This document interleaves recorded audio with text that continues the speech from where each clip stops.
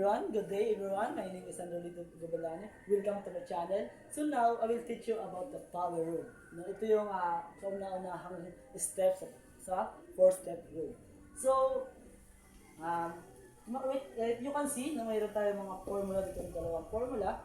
Ito yung formula na power rule. According to power rule, again, ito yung isang formula na specific formula ng power rule. So, paano ba natin magagawa ito? So, bigyan tayo ng isang example. Number one example, pinakamadali lang muna, f times x squared. No? If you can see, meron tayong squared na. Squared tayo. So, saan yung n natin? So, first step natin dito, para hindi tayo mahirapan kung yung iba yung hirapan, hanapin natin yung n natin. So, ano ba yung n natin dito? Tama, is 2. Okay. So, pag nahanap natin yung value ng n is 2, so proceed tayo sa second step. F x times. No, itong 2 natin, so makikita nito sa formula na ito, meron tayong isang n dito. Meron kang makita niya. So, kailangan natin itong 2 is iwawa natin dito. So, mangyayari is 2x na siya.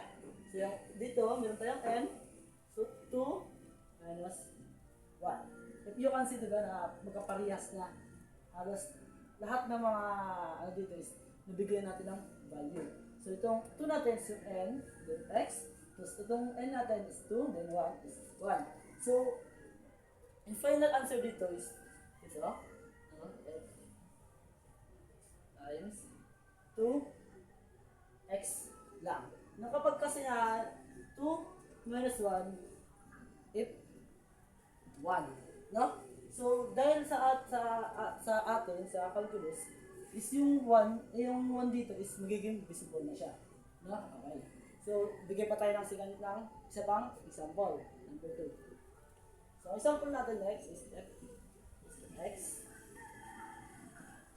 x raised to 4. So if you can see na tumaas na tayo ng 4, hindi na siya tulad dito na 2, no? Raise tayo ng 4. So first step natin ulit, yung n natin is hanapin natin.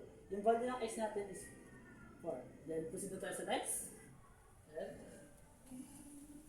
Times. So 4, itong 4 is ibaba natin dito, which is magiging 4x na siya.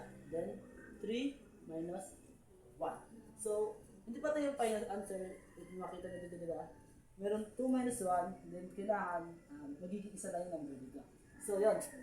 Ang answer natin x times 4x, 3 minus 1, ay 4 minus 1 yun. I'm wrong.